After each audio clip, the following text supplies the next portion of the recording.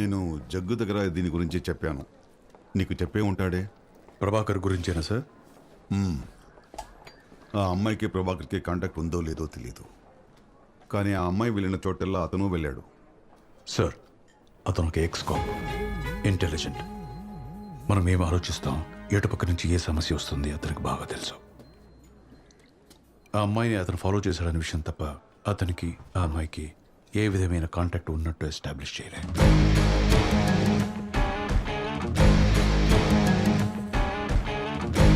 Sir, Prabhakar నిజంగా ఆ అమ్మాయికి హెల్ప్ చేసి ఉంటే ఎందుకు ఇలాంటి సిల్లీ మిస్టేక్స్ చేసి ఉంటాడు? డ్రెస్లో ఎవిడెన్స్ దొరికింది, ఫింగర్ ప్రింట్స్ దొరికాయి, ఎందుకు ఇంత కేర్లెస్గా ఉంటాడు? అయితే తల్లికి కూతురికి ప్రభాకరే హెల్ప్ చేసి ఉంటాడని నువ్వు స్ట్రాంగ్గా డౌట్ పడుతున్నావా?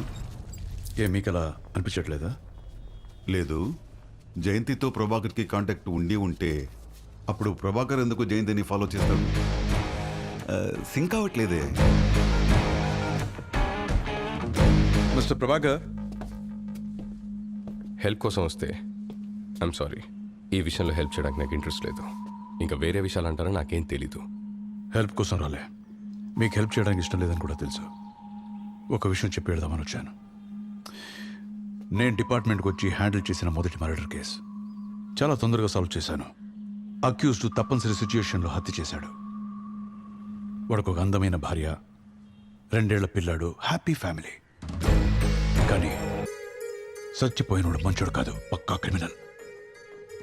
కేసు సాల్వ్ అయిన తర్వాత నాలో ఒక కన్ఫ్యూజన్ ఏంటంటే, అక్యూజ్డ్ ఒక ప్రొఫెషనల్ కిల్లర్ ఏం కాదు. సో అస్తమానం ఇలాంటి తప్పు చేసే ఛాన్సే లేదు. ఒకవేళ అతను పట్టుకొని లోపల వేస్తే అతని ఫ్యామిలీ ఏమవుతుంది? తీసుకెళ్ళి లోపల వేయాలా లేదా క్షమించి వదిలేయాలా? సరే, క్షమించి వదిలేద్దామని కూడా అనుకున్నాను. కానీ ఒక వారంలో నాకు ఒక క్లారిటీ వచ్చింది. ఇలాంటి తప్పు చేసే ప్రతి ఒక్కడు తను చేసే తప్పుని జస్టిఫై చేసుకోవడానికి ఏదో ఒక లాజిక్ పెట్టుకొని ఉంటాడు.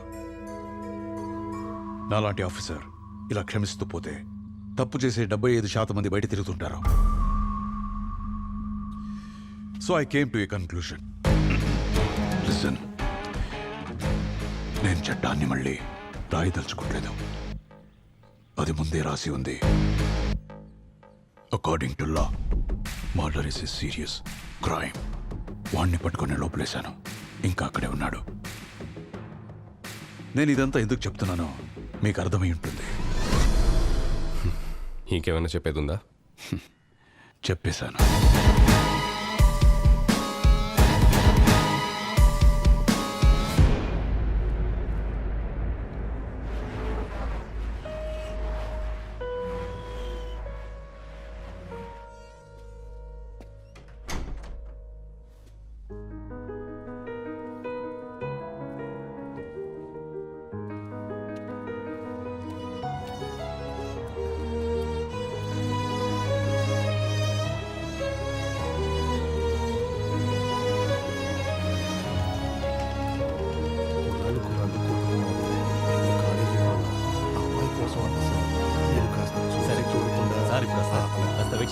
ఇదిగో సార్ వస్తే కాస్త ఇన్ఫార్మ్ చేయాలి.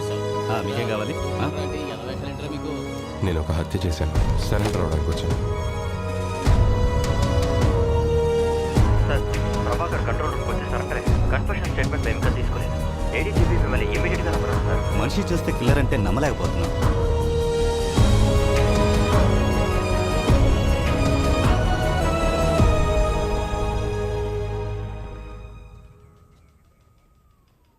జయంతి నా లవర్.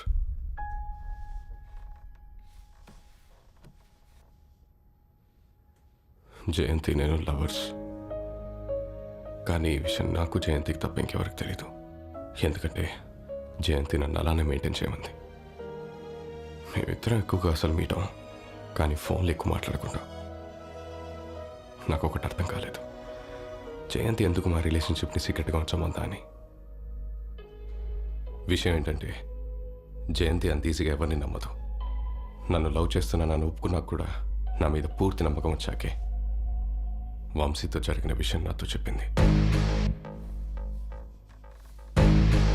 తను వంశీ వల్ల ఎంత కష్టపడిందో, వంశీ అంటే ఎంత భయమో, ఆ భయం తన మనసులో ఎంత పాతుకుపోయిందో తర్వాత నాకు అర్థమైంది. నేను జయంతి కోసం ఏం చేయడానికైనా రెడీ. కానీ తన మనసులో ఉన్న భయాన్ని ఎలా పోగొట్టాలో నాకు తెలియలేదు. అది ఫిబ్రవరి 6వ తేదీ. వంశీ జయంతిని ఎత్తుక్కుంటొచ్చాడు. ఇక్కడ జయంతి ఏ అపార్ట్మెంట్లో ఉంటుందో తెలుసా? నేను అంతకుముందు వంశీని ఎప్పుడు చూడలేదు, కానీ అతనే వంశీ అని నాకు తెలుసుకోవడానికి ఎక్కువ టైం పట్టలేదు. జయంతి వాళ్ళు మొన్న మధ్యనే ఇల్లు ఖాళీ చేసి వెళ్ళిపోయారు. వాడు నేను చెప్పింది అబద్ధం అనుకునే అవకాశం లేదు. అలా అని నమ్మాడని నమ్మకం లేదు. వాడు నన్ను కాక ఇంకెవరన్నా అడుగుంటే జయంతి అక్కడే ఉందని తెలిసిపోయేది. అలా తెలియకూడదంటే వాడిని ఎలాగోలా నమ్మించేసి ఇమీడియట్గా అక్కడి నుంచి పంపించేయాలి. నా మైండ్ ఫాస్ట్గా పనిచేయడం మొదలెట్టింది. వాళ్ళు ఖాళీ చేసిన విషయం నీకు తెలీదా? నేను తన్ని క్వశ్చన్ చేయడం మొదలెడితే తను నా మీద డౌట్ పడటం మానేసి నేను తన మీద డౌట్ పడుతున్నానేమో అని తన మైండ్ డిఫెన్సివ్గా ఆలోచిస్తుంది. అతను నేను అనుకున్నట్టే కరెక్ట్గా రియాక్ట్ అయ్యాడు. వైజాగ్ వచ్చేసిన తర్వాత ఈ అడ్రస్ ఇచ్చింది. మాట్లాడి చాలా రోజులైంది. ఆ గ్యాప్ చాలు నేను వాడికి ఏం చెప్పాలో డిసైడ్ అవ్వడానికి. వాళ్ళు భీమిలి బీచ్ రోడ్కి షిఫ్ట్ అయ్యారు. అడ్రస్ చెప్తాను, రాసుకోండి. ఇక్కడ నుంచి కొంచెం దూరమే. ఈవినింగ్ 7 తర్వాత తన ఇంటికి వస్తుంది. ఓకే. తన ఆఫీస్ అయ్యేసరికి ఆ టైం అవుతుంది. నా నెంబర్ ఇస్తాను, మీకు అడ్రస్ ఏమైనా డౌట్ వస్తే నాకు కాల్ చేయండి. వాళ్ళ ఇల్లు షిఫ్ట్ అయ్యేటప్పుడు నేనే వాళ్ళకి హెల్ప్ చేశాను. నా పేరు చెప్తే వాళ్ళకి తెలుస్తుంది. తప్పకుండా.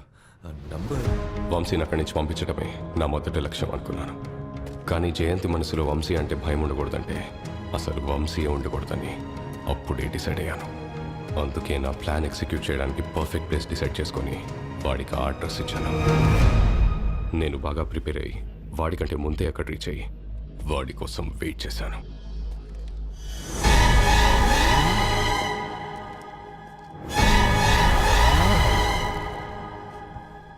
వంశీ నేను అనుకున్నట్టే చేశాడు. నేను ఇచ్చిన అడ్రస్ చెక్ చేయకుండా దూరంగా నించొని జయంతి అక్కడ ఉందా లేదా అని చెక్ చేస్తున్నాడు.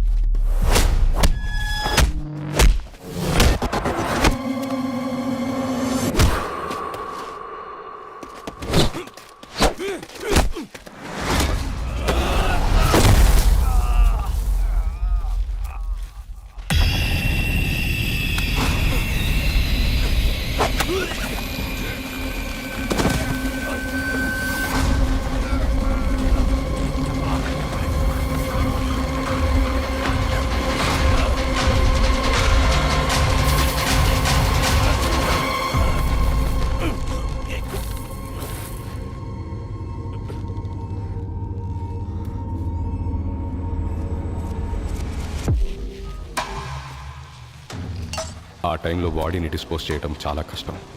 అందుకే బాడీ ఎవరితో గుర్తుపట్టలేనట్టుగా చేస్తే ఏ ప్రాబ్లం రాదనుకున్నాను.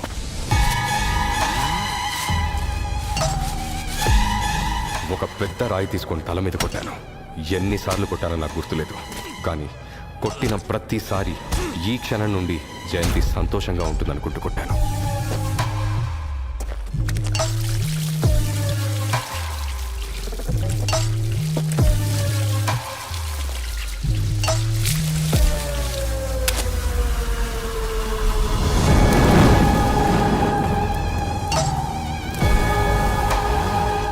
అన్నీ కరెక్ట్గానే చేశాను. ఎవ్వరూ కనిపెట్టలేరని ఇంటికి వచ్చేసాను. ఈ విషయం జయంతికి కూడా తెలియకూడదు అనుకున్నాను. కానీ మీ అనుమానం జయంతి మీదకి వాళ్ళమ్మ మీదకి వెళ్ళేసరికి ఎవరినైతే కాపాడాలని ఇవన్నీ చేశానో వాళ్లే వేరే విధంగా ఆపదలో పడుతుంటే చూసి నేను సరెండర్ అవటం బెటర్ అని వచ్చాను.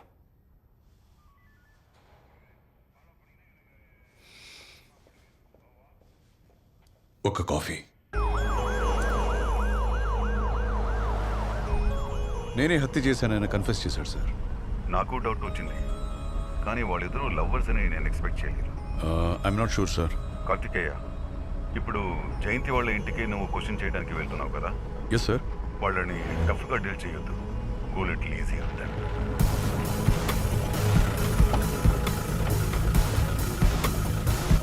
జగన్ మురళి, సార్. మీరిద్దరు ప్రభాకర్ ఇంటికి వెళ్ళండి. Okay sir. మిగతా వాళ్ళు నాతో రండి. Sir okay sir. మీకు ప్రభాకర్కి ఏంటి సంబంధం? అర్థం కాలేదు. ప్రభాకర్ సరెండర్ అయ్యాడు, మీరిద్దరు లవర్స్ అని చెప్పాడు. మీకోసమే వంశీని హత్య చేశానని కన్ఫెస్ చేశాడు. నేను అతను లవర్స్? నేను అతనితో ప్రాపర్గా మాట్లాడింది కూడా లేదు సార్. డైలీ మార్నింగ్ ఆఫీస్కి వెళ్ళేటప్పుడు కనిపిస్తాడు, క్యాజువల్గా నవ్వి వెళ్ళిపోతాడు. అంతకంటే ఎక్కువగా ఎప్పుడూ మాట్లాడుకోలేదు సార్. అంత మాత్రమే కాదు, అతని ల్యాండ్ లైన్ నుండి మీకు అప్పుడప్పుడు ఫోన్ చేశానని చెప్పాడు. నాకా? చెక్ చేసి చూస్తే ఆ నంబర్ నుండి రెగ్యులర్గా మీకు కాల్స్ వచ్చాయి. ఆ కాల్స్ ఎవరు చేస్తున్నారో మాకు తెలియదు సార్. రెగ్యులర్గా కాల్స్ వస్తాయి. లేపి హలో అంటే ఎవరూ సమాధానం చెప్పరు. ఫోన్ పెట్టేస్తే మళ్ళీ మళ్ళీ ఫోన్లు వస్తూనే ఉంటాయి. అందువల్ల ఒక్కోసారి రిసీవర్ తీసి పక్కన పెట్టేసేదాన్ని. మాకే ఎన్నో సమస్యలున్నాయి. అందుకే నేను ఈ ఫోన్ విషయం పెద్ద చేయదలుచుకోలేదు.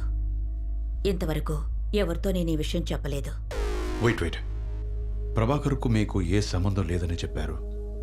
ఆ ఫోన్ కాల్స్ ఎవరు చేశారో తెలియదని కూడా చెప్తున్నారు. అలాంటప్పుడు మీకు వంశీకు ఉన్న ప్రాబ్లం ప్రభాకర్కి ఎలా తెలుసా? అదే మాకు అర్థం కాలేదు.